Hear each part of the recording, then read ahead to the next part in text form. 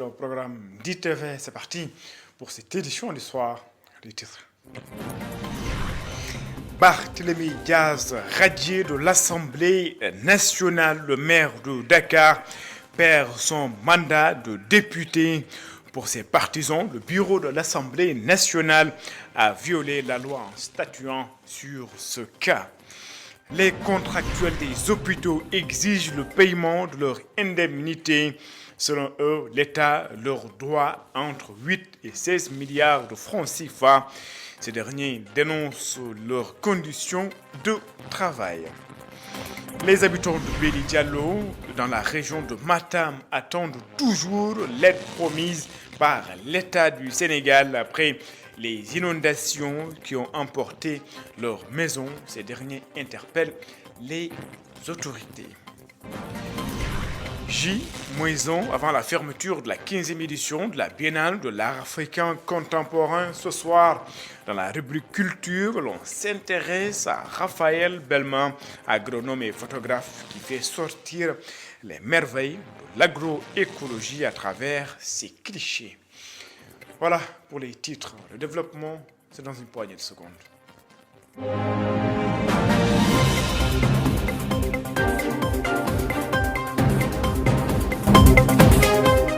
Bonsoir et bienvenue. Je vous propose de suivre cet extrait. Je voudrais aussi porter à votre connaissance, sur demande du ministre de la Justice, garde des Sceaux, en application des dispositions de l'article 61 de la Constitution, dernier alinéa, et de l'article 51 de notre règlement intérieur, dernier alinéa, le bureau de l'Assemblée nationale réuni le jeudi 5 décembre 2024 a procédé à la radiation de Barthélémy Diaz.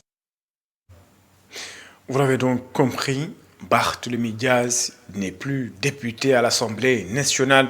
Le maire de Dakar a été radié par le bureau de l'Assemblée nationale, justement après la radiation de Barthélémy Diaz de son poste de député. Ngouda Sall, membre du cabinet de Barthélémy Diaz, réagit. Selon lui, le maire de Dakar n'avait pas l'intention de siéger à l'hémicycle avec cette configuration de l'Assemblée nationale. Ngouda Sall ajoute que le bureau de l'Assemblée nationale a violé la loi en statuant sur le cas de Barthélémy Diaz. Je vous propose de l'écouter. Il est joint par Antoine Diouf. Barthélémy Diaz avait déclaré qu'il n'allait pas siéger dans une assemblée avec une majorité mécanique si l'opposition n'arrivait pas à contrôler cette assemblée. Ce nouveau bureau de l'Assemblée nationale viole la Constitution, viole le règlement intérieur de l'Assemblée parce qu'étant entièrement composé d'un seul parti. Il y a une procédure enclenchée par des députés de l'opposition pour demander au Conseil constitutionnel de casser ce bureau qui ne respecte pas, disons, les lois. Il est important de noter que l'article 51 visé par le bureau de l'Assemblée nationale du règlement intérieur est tout de même contraire à la Constitution, contraire au principe de séparation des pouvoirs, parce que cet article 51 permet au ministre de la Justice de demander la radiation d'un député qui a une légitimité via les urnes. Il y a matière aussi pour les députés de l'opposition à, faire un recours pour inconstitutionnalité de l'article 51 du règlement intérieur de l'Assemblée nationale. Maintenant, sur le plan politique, il est clair que ce pouvoir-là, incompétent, qui n'a pas de solution pour l'emploi des jeunes, pour l'agriculture, pour notre économie, essaie de nous divertir. À Kaffrine, au moins 100 travailleurs des forages licenciés, d'autres menacés. Selon le syndicat de travailleurs, ses membres dénoncent les agissements de la direction générale de Flexo. Ils parlent de licenciement abusif et interpellent les autorités. Boubacar Fall Bop et Cheikh Tidiane Diop. Les conducteurs de forage du département de Kaffrine sont dans tous leurs états et pour cause, ils ont tous pratiquement été licenciés, un licenciement qu'ils jugent abusif. Leur coordonnateur revient ici sur ce licenciement. L'entreprise Flexo, qui a recruté des jeunes pour les relever de compteurs, a tenté sa première phase de licenciement avec ces dernières qui ont déposé une plainte qui est au tribunal du travail. Puis s'ensuit les caissières qui sont au nombre de plus de 250 dans la région de Kaffrine et Kaolack. Et ensuite, enfin, novembre vint le tour des 74 conducteurs en CDI par sa lettre de licenciement référence 083 /Flexio /DG /RE. Ils ont tenu ce point de presse, ajoute-t-il, pour fustiger l'attitude de Flexo. Flexo dafa fas yéene dàq ay employé am ci yoo xamante ni tegul ko ci benn yoon boo xamante ni moom mooy yoonu dëgg. ndaxte Flexo fait un licenciement abusif car l'entreprise décide de ne pas renouveler les CDD et veut également licencier les 74 titulaires de CDI, sans compter les caissiers. ak ñeent yoo xamante ni ay CDI lañ yore woon ba pare caissiers yi aussi mucc ñu ci. On prit part à ce point de presse les syndicalistes de SOS Consommateurs, de la CNTS et d'autres organisations. Pour le moment, nos tentatives pour entrer en contact avec les responsables Flexo du département de Kaffrine sont restées vaines. Je le disais en titre, Béli Diallo, c'est dans la commune de Ogo, dans la région de Matam. Les habitants qui étaient contraints de quitter leur domicile à cause des inondations ne savent plus à quel sang se vouer. Ces derniers ont perdu leur domicile et attendent toujours l'aide promise par l'État du Sénégal. Amadou Mardiano. Après le retrait des eaux de crue, les activités ont repris timidement à Béli Diallo. Dans cette partie de la commune de Ogo, les populations n'arrivent toujours pas à regagner leur domicile, dont la majorité est démolie par les dernières inondations. Le chef de village, Abdoulaye Mamadou Kamara, explique la situation actuelle. Lorsque nous sommes envahis par les eaux, on a quitté nos domiciles pour venir habiter ici. Les inondations ont touché la majorité de nos maisons, raison pour laquelle on ne peut pas y retourner. Et si on retourne, nous allons trouver que des maisons démolies et beaucoup de maisons sont à terre. Face à cette situation, les populations de Béli Diallo, par la voix de leur chef de village, interpellent les autorités pour qu'elles fassent des efforts afin qu'elles puissent rejoindre leur domicile. L'État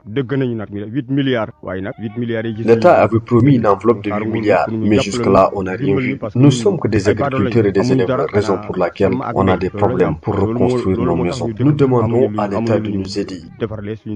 Lors de son passage à Matam le mois dernier, le chef du gouvernement Ousmane Sonko annonçait une aide financière de 42 milliards pour secourir les victimes des inondations. Le président de la République a donné des instructions concernant les populations sinistrées et il a prévu une enveloppe de 42 milliards pour secourir les victimes des inondations. Notre objectif, c'est de secourir toutes ces personnes envahies par des eaux. Il y a ce qu'on appelle une phase de reconstruction. Cette deuxième phase concerne les paysans qui ont perdu leurs champs et des personnes qui ont perdu leurs habits. Amadou Diallo, les contractuels des hôpitaux du Sénégal dénoncent leurs conditions de travail et exigent le paiement de leur indemnité évaluée entre 8 et 16 milliards de francs CFA. Ces derniers veulent également un statut Amingom. La foule était immense, hommes et femmes, tous contractuels des hôpitaux du Sénégal ont manifesté leur colère devant le ministère de la Santé et de l'Action sociale. Brassards rouges et pancartes en main, les blouses blanches réclament des conditions de travail adéquates et des indemnités pouvant aller de 8 à 16 milliards de francs CFA, une promesse faite sous l'ère de l'ancienne ministre Marie-Khemesse Ngom Ndiaye. Parce que l'indemnité de logement, la vie est chère. Lorsque le budget alloué aux indemnités a été débloqué, il a été jugé insuffisant. Une somme supplémentaire de 8 milliards de francs CFA a donc été ajoutée. Cependant, depuis 2022, nous n'avons rien vu de cet argent. Marie-Khemesse Ngom doit donc nous éclaircir sur ces indemnités.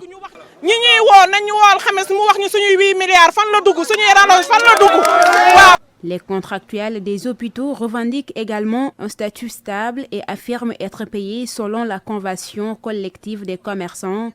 Depuis 2016, le décret était là. Il a été signé et devait être appliqué au 1er janvier 2017. Donc, nous exigeons que ce décret, que le ministre fasse un arrêté et que ce décret soit appliqué. Parce que si aujourd'hui on a des difficultés dans nos hôpitaux, c'est qu'on n'a pas de statut. Les contractuels n'ont pas de statut. On ne peut pas continuer à travailler et qu'on nous paye avec la convention collective du commerce. Nous, on n'est pas des commerçants. Une plainte a été déposée à l'OFNAC contre l'ex-ministre Marie-Khemesse Ngom Ndiaye afin d'éclairer la destination de ces fonds. Néanmoins, les manifestants se signalent pour la préparation du prochain vote du budget. On a fait une demande à l'OFNAC, on a porté une plainte contre le Dr Marie-Khemesse Ndiaye et son équipe pour que cet argent-là, Monsieur le Premier ministre Ousmane Sonko, sera recouvré et remis aux ayants droit que sont les agents contractuels des établissements publics de santé du Sénégal. On va vers un marathon budgétaire. Nous attendons que ce budget soit remis pour 2025 et tous ces agents contractuels, tous les agents contractuels de la santé et leurs indemnités de logement et leurs indemnités hospitalières complémentaires. Comme ça, il y aura de l'équité. Et puis, qu'on nous paye nos indemnités, il faut l'équité. Il faut l'équité dans les établissements publics de santé. Si rien n'est fait, nous représentons 80% du système de santé du Sénégal.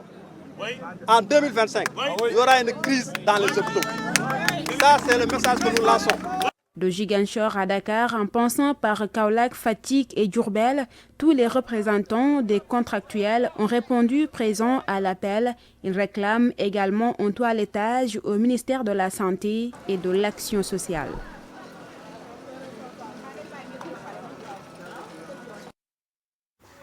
Opération de désencombrement à Rufisque, la gare routière libérée des épaves. Le préfet du département a mobilisé les gros moyens. Le directeur général du cadre de vie et de l'hygiène publique s'engage à aménager les sites libérés. Babacar Seck. La grande opération de désencombrement et de nettoiement de la ville de Rufisque a été entamée à la gare routière où l'occupation irrégulière a créé un véritable désordre sur le site. Nous avons discuté avec les artisans qui l'occupent, mais également avec le président de la gare routière, un responsable qui a pris vraiment donc l'engagement de nous accompagner et de nous aider. Nous sommes en train un peu d'assainir, mais également de faire déplacer les artisans, notamment les mécaniciens, les tôliers et autres, pour leur permettre d'avoir un espace adéquat. Nous avons pris la bonne disposition pour asseoir une concertation réussie, une communication réussie, mais également leur permettant d'avoir au moins donc le meilleur endroit disponible. Pour assurer le suivi, la direction du cadre de vie et de l'hygiène publique va s'atteler à aménager les sites libérés. Donc nous avons aussi parlé de la sécurisation des espaces libérés. Nous avons dans notre direction générale aussi une direction qui s'occupe des espaces verts et de l'espace public. Et nous avons prévu, après ces opérations, de revenir sur ces sites pour pouvoir les proposer des aménagements qui pourront au moins sécuriser ces sites. C'est-à-dire l'objectif des autorités, surtout les hautes autorités, à savoir le président et le premier ministre, c'est toujours de concerter et accompagner. Et dans le cadre de cet accompagnement, on va sécuriser les espaces libérés. C'est-à-dire l'espace, on ne va pas le libérer et le laisser pour que il sera réoccupé. Donc c'est dans ce sillage que j'ai dit on va accompagner le préfet pour pouvoir lui proposer des projets d'aménagement de ces artères. Au moins ça va permettre d'améliorer le cadre de vie des populations et sécuriser le site. L'opération va se poursuivre et la prochaine étape sera le boulevard Maurice Gueye où l'occupation anarchique persiste malgré plusieurs désencombrements. Lancement du nouveau programme scolaire de Touba, le ministre de l'Éducation nationale magnifie la volonté des autorités religieuses à veiller sur une éducation de qualité. Moustapha Guirassy se félicite également de la bonne marche de l'université Cheikh Ahmadou Bamba de Touba. Moustapha Guirassy, ministre de l'Éducation nationale, est ici au micro de Gorneklo. Touba a eu une vision. Touba a anticipé depuis 2018. Touba a pris l'initiative, sur l'indigal du Khalif, de mettre en place un comité, ce qu'on appelle donc la direction de l'école de Touba, en rapport avec le ministère de l'Éducation nationale, pour réfléchir et s'affranchir en même temps de ce qui étouffait le système éducatif que nous avons. Et je disais tout à l'heure d'ailleurs que la réforme curriculaire, l'exemple de Touba sera un exemple.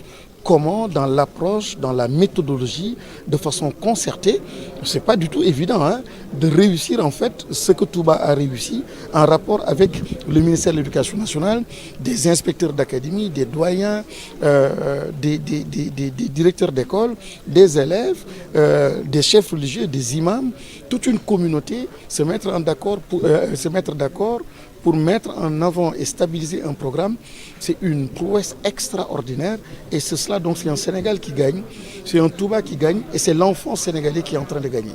Donc nous sommes très heureux d'installer aujourd'hui au nom du Khalife, au nom du chef de l'État, du chef du gouvernement, le comité de suivi pour le pilotage justement et la mise en œuvre de ce programme concerté avec Touba et remerciant, félicitant l'ambassadeur du Khalife en matière d'éducation, tout ce qui est lié à l'éducation, c'est l'imam Ahmad Badawi qui était à la tête de ce comité-là, pour le piloter et aujourd'hui atteindre ces résultats qui sont significatifs et très très satisfaisants.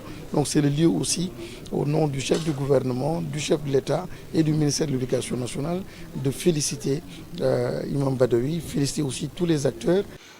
Atelier de consultation avec les médias, la diaspora et la société civile à l'initiative du Parlement panafricain, le renforcement de la coopération continentale autour de plusieurs enjeux au cœur des échanges. Diogoufay Moussadia. Le Parlement panafricain a célébré ses 2 décennies d'existence en organisant un atelier de consultation sur le thème « Favoriser les synergies panafricaines pour les réparations et la justice ». Cet événement a réuni des représentants des médias de la diaspora africaine, des organisations de la société civile et des experts dans le but de définir des approches concertées pour relever les défis liés aux réparations historiques et à la promotion de la justice sociale en Afrique. L'importance de cette activité, c'est de mettre ensemble les principaux acteurs du continent africain, ça veut dire le Parlement panafricain, la société civile, notre diaspora qui c'est la 6e région et les presses.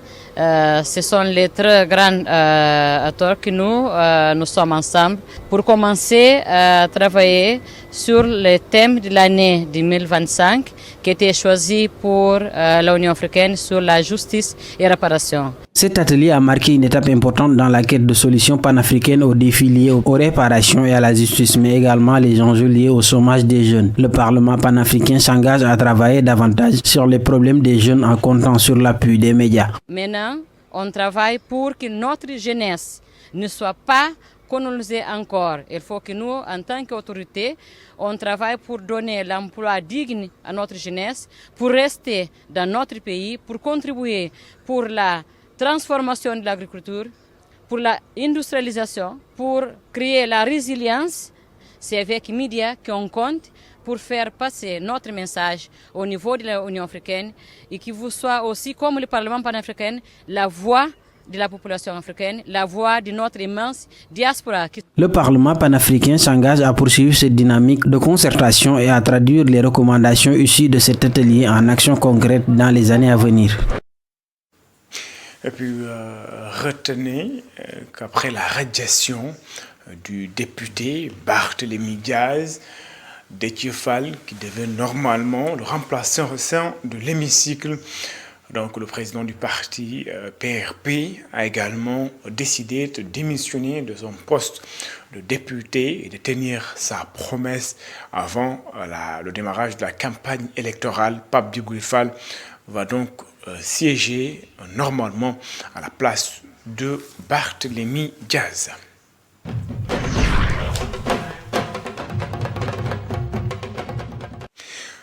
Vous l'aurez compris, place à présent la rubrique culture.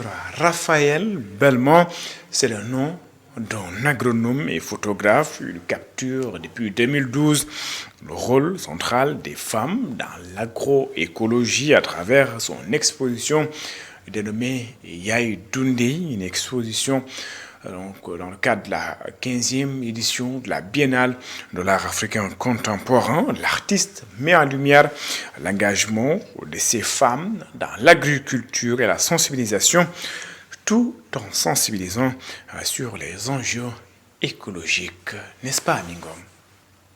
Bien qu'il soit agronome, Raphaël Belman a trouvé un moyen de combiner son travail d'agronome et sa passion pour la photographie. Depuis 2012, il collecte des photos qui lui ont valu une exposition intitulée Yaïdundu. Celle-ci est axée sur le rôle essentiel des femmes dans l'agroécologie et la préservation de la nature. Yaïdoun en Wolof, ça veut dire la mère nourricière. La mère nourricière, bien sûr, on peut le voir comme la maman, la mère de famille, mais on peut aussi l'entendre comme la terre-mère, la Pachamama. Et donc, c'est ce double sens qui est au cœur de l'exposition. C'est ce double sens qu'on peut voir à travers les œuvres. Ce sont des mères, mais aussi elles s'occupent de la terre. Et ces femmes, elles montrent finalement différentes formes d'engagement, que ce soit dans la production agricole, dans la distribution des produits alimentaires, dans la transformation, mais également dans les institutions, dans l'appui à l'agriculture, dans la recherche. Des femmes engagées dans les travaux champêtres, les récoltes et la transformation des produits agricoles. Voilà ce que reflète la galerie présentée par Raphaël Belman, en moyen de sensibiliser le public aux enjeux écologiques. Oui, je trouve qu'il y a énormément de liens à faire entre les causes environnementales et artistiques. L'art et la culture en général sont souvent un très bon moyen d'insuffler une vision ou un message, de s'adresser à plusieurs personnes, mais aussi de donner la parole aux artistes et aux personnes traitées dans les sujets artistiques, justement à travers l'art entre la société et les causes écologiques, notamment l'agroécologie. L'exposition s'est tenue au monument de la Renaissance africaine, un choix symbolique qui n'est pas fortuit. Tout cet espace que vous voyez autour, avec ces cimaises, ce toit, ce mur végétal, cette fresque, donc tout ça, c'est l'objectif en fait, c'était d'intégrer cet espace d'exposition dans la ville, mais aussi d'intégrer à l'intérieur de l'espace d'exposition une agora. Ce renouveau et à la fois cette préservation des savoir-faire des sociétés ouest-africaines est très bien symbolisée par le monument de la Renaissance. En effet, elle s'inscrit dans le cadre de la Biennale de l'art contemporain de Dakar.